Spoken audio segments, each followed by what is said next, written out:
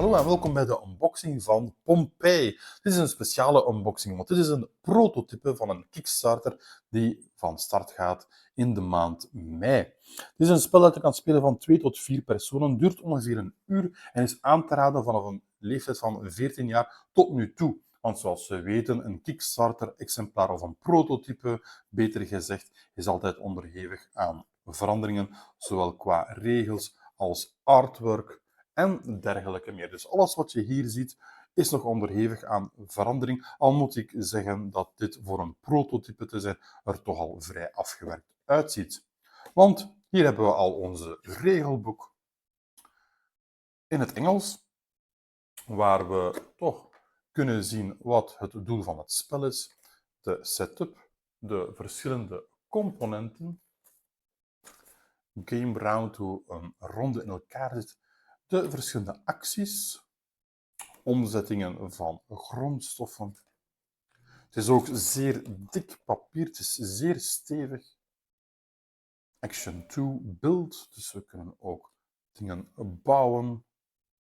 En Action 3 train, 4 trade, dus ruilen met elkaar. We moeten ook nog iets opofferen blijkbaar. En er zijn ook Doomsday kaarten die waarschijnlijk Pompeii, de vulkaan zelf, in actie zal stellen.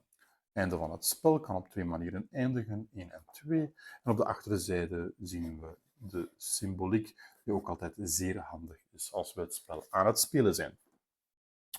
En dan hebben we hier een aantal punchboards met fiches. Ik veronderstel dat dit ofwel munten ofwel victory points zijn. We punchen zeer gemakkelijk. We weten dat de ronde fiches niet altijd even gemakkelijk te punchen zijn. En dan hebben we hier ook tegels, voor- en achterzijde. Dus ik zal even de achterzijde tonen. Achteraan ziet het er zo uit. Vooraan ziet het er dan zo uit. Ook met deze ronde fiches. En die punchen ook ongelooflijk gemakkelijk. En dan zien we hetzelfde opduiken bij de andere punchboards. Zoals je ziet, ze punchen bijna vanzelf. Ze kunnen niet gaan wachten om gespeeld te worden. Dan hebben we hier het spelbord. Moet je plaats maken. Het is in 4 verdeeld. En het is een vrij lang bord. Het is geen breed bord, maar wel een lang bord. Ziezo.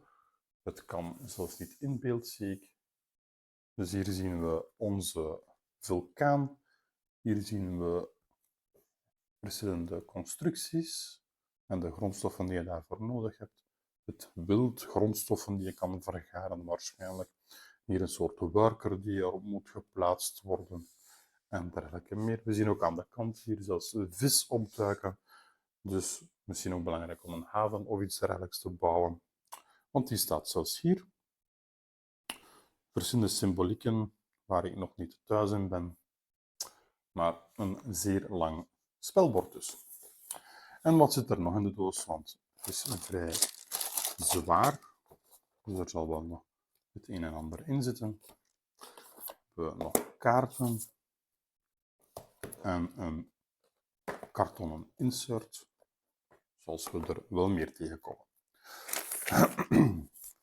Dus wat zien we hier? Een cam nog, eigenlijk is het vervolg van nog een punchboard. De niet-actieve vulkaan en dit is dan de actieve vulkaan. Ik had bijna hetzelfde gezegd over deze vrouw, maar die is op beide zijden hetzelfde.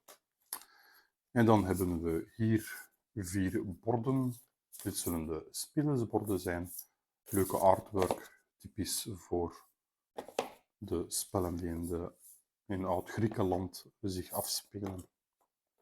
Dus verschillende omzettingen. Ik weet niet of er een soort score aan vasthangt of iets dergelijks. Dat zullen we moeten ondervinden. Maar het zijn op het eerste zicht wel 4 identieke borden. Dus geen asymmetrie op dat vlak. Tot nu toe wat we hebben kunnen aanschouwen. een hele hoop houten mannetjes in de 4 kleuren. Dus we hebben rood, blauw, geel en groen. En uiteraard een silica gelzakje. Dan hebben we hier nog staafjes, vrij lange cilinders eigenlijk. Ook groot in aantal. En ook een silica gelzakje. Dus zoals je ziet, deze staafjes zijn vrij groot. Ziezo. We zien op de achterzijde al mooie mozaïeken opduiken. En we gaan de kaarten eens van dichter bekijken. Ziezo, dit is een eerste stapel kaarten. De kaarten zijn ook zeer stevig, standaardformaat. En aan de stevige kant zeker voor een prototype. Dus deze hebben allemaal dezelfde achterzijde. Dus we zien hier 4 types evenementen misschien. Dan zien we hier iconografieën opduiken of layouts van deze borden, als ik het goed heb. Ja. We zien dat enkel deze grondstoffen actief zijn, of dat je enkel deze kan kopen, verkopen, vergaren of punten mee kan verdienen. Oké. Dit zijn deze kaarten. Dan gaan we eens kijken naar de volgende stapel.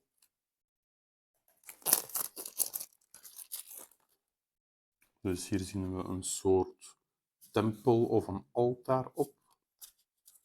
En hier staat ook effectief tekst op. Aqua Augusta, als ik het juist uitspreek. Forum 1 keer. Remove all workers from one building and use them for yourself. Casa di Ferecundus. Santuario dei Lari Pubblici. Casa dei Trum. En de acties staan er ook altijd steeds onder. Dus wel Engelstalig.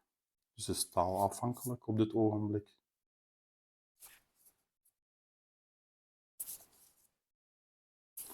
Ook allemaal mooie artwork.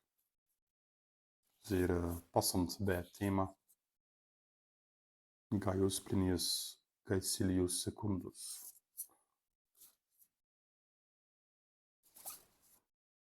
Ja.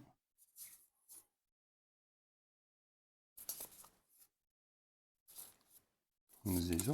En dan hebben we nog een derde reeks kaarten.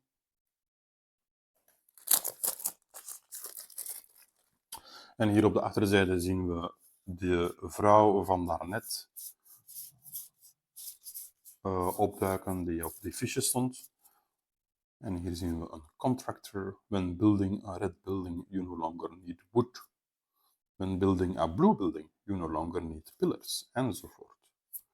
Thief, grape picker, goldsmith, gold sifter, pay 2 fish to get 1 gold, een molen, een ploeg, the chicken farmer, pay 1 grain to get 1 meat, cook, mason, allemaal verschillende personages, Mulsum, de pressworkshop. Dus hier krijg je, dit is blijkbaar een soort passieve kaart die altijd blijft gelden. After converting grape and an amphora to get wine, you receive 1 additional wine. Dus eigenlijk om een soort engine te maken. Receive 1 pearl instead of trading. En we zien hier het oneindigheidssymbool opduiken. We zien dat er dan ook een bliksemsymbooltje ergens staat om een eenmalig effect toe te passen. Al kunnen dat zeker en vast ook deze kaarten zijn. Het zijn allemaal passieve kaarten, denk ik. Receive 1 additional grape.